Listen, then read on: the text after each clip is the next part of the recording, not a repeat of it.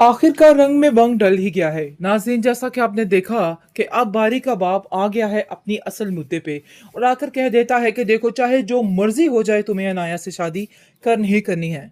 अब तुम्हारे लिए किसी बात की कोई गुंजाइश बाकी नहीं रही। जिसको सुनकर वो कहता है कि आप कैसी बातें कर रहे हैं, ऐसा नहीं हो सकता है। मेरे लिए ये काम बहुत मुश्किल है। आप क्यों नहीं समझ रहे? मैं तो अभी पहली टेंशन से नहीं निकला कि आप मुझे मजीद एक और टेंशन में डाल रहे हैं। जिसको सुनकर उसका बाप कहता है कि बेटा, तुम अनाया को टेंशन क्यों कह रहे हो? वो तुम्हारा घर आके सजा देगी, वो परीक्षा जैसी बिल्कुल भी नहीं। इसलिए अपने दिल पे इस तरह का बोझ मत लेके आओ, क्योंकि ऐसा कुछ भी नहीं है। वो एक समझदार लड़की है और घर को बनाने संवारने वाली लड़की है। तो इसलिए तुम्हें परेशान होने की कोई ज़रूरत नहीं है। देख लेना, इस घर को आके जन्नत बना के रहेगी।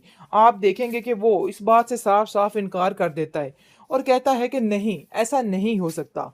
लेकिन वो भी डट गया है। हो सकता है कि इनकी शादी हो भी जाए और मसले बाद में बने।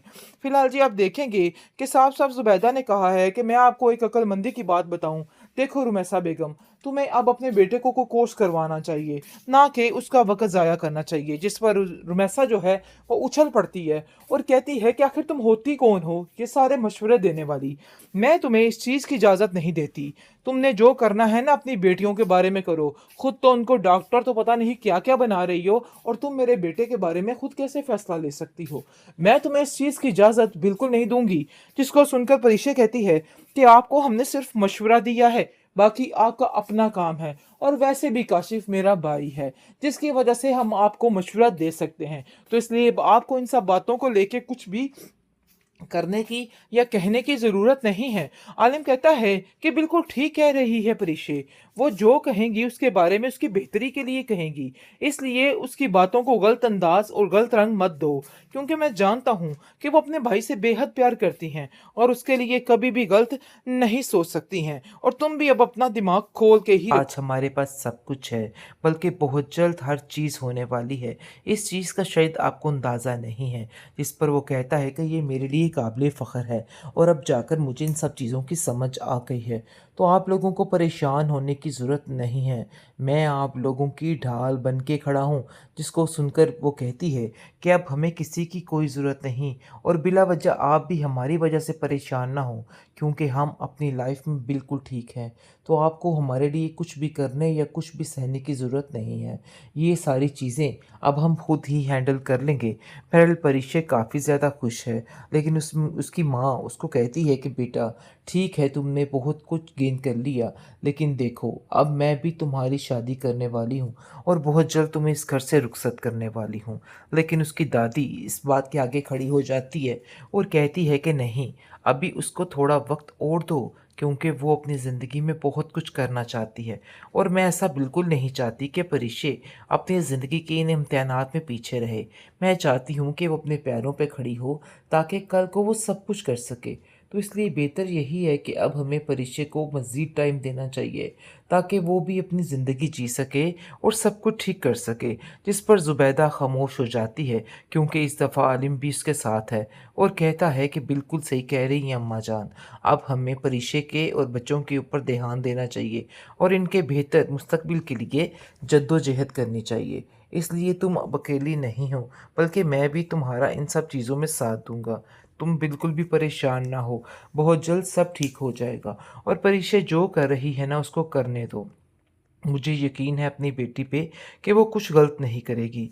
जो भी करेगी बिल्कुल ठीक करेगी, इसलिए तुम भी उसकी टेंशन मत लिया करो।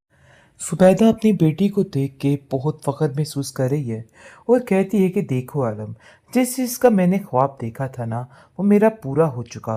उसकी दादी काफ़ी खुश और परेशान हो जाती है कि आखिर ये सब कुछ कैसे हो गया। मेरी ज़ुबैदा की सारी बातें, सारी दुआएं रंग ले आई।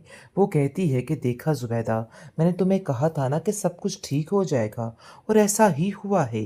क्योंकि जो परेशानियां उसने अपने शोहर की वजह से देखी थी, आज उसके बच्चों के रूप में सब पूरा हो रहा है। एक दफ़ा तो देखकर अपनी बेटी को ये भी शौक हो जाता है और कहता है कि ज़ुबैदा, आखिर ये सब कुछ कैसे हो गया? आज हमारी बेटी इतनी काबिल हो गई कि मुझे खुद अपनी आँखों पे यकीन नहीं आ रहा है। मतलब ये है कि अब आलिम को ये समझ आ चुकी है कि वाक़ई में उसने बहुत बड़ी गलतियाँ कर दी हैं। अब उसको कुछ तो करना चाहिए। दूसरी तरफ आप देखेंगे कि रुमैसा जैसे ही देखती है कि ये ठाठ-बाट हैं परिशे के, तो उसका दिल ज़ोरों से धड़कने लग जाता है और वो कहती है कि अरे ये क्या हो गया? आखिर क्यों? मुझे जाकर उन लोगों से बात करनी होगी कि वो इस तरीके से नहीं कर सकते। मतलब ये है कि पूरे मोहल्ले में हमारी बुरे तरीके से बदनामी हो रही है और ये बात तो बिल्कुल तय है कि अब हमें कुछ ना कुछ परिशे का करना ही होगा। मैं अभी और इसी वक़्त परिशे का रिश्ता ढूँढती हूँ और बहुत जल्द इस लड़की को फ़ारिग करना होगा, वरना ये लड़की हमारे नाक में दम करके रख देगी, क्योंकि जो हालात मुझे नज़र आ रहे हैं ना, वो बहुत ही पेचीदा किस्म के हैं। ये लड़कियां सुकून से बैठने वाली नहीं हैं, क्योंकि इनको देख देख कर इनके बाप को मज़ीद भूत सवार होगा कि उसका बेटा भी डॉक्टर बने।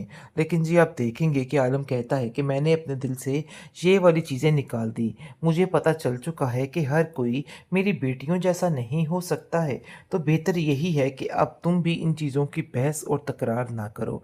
जिसको देख के आप देखेंगे कि परिशे कहती है कि आपने तो हमें उस वक़्त छोड़ दिया था, जब हमें आपकी बहुत ज़्यादा ज़रूरत थी। लेकिन देखिए आज हमारे पास सब कुछ है, बल्कि बहुत जल्द हर चीज़ होने वाली है। इस चीज़ का शायद आपको अंदाज़ा नहीं है। जिस पर वो कहता है कि ये मेरे लिए काबिल फ़ख्र है और अब जाकर मुझे इन सब चीज़ों की समझ आ गई है। तो आप लोगों को परेशान होने की ज़रूरत नहीं है। मैं आप लोगों की ढाल बन के खड़ा हूँ।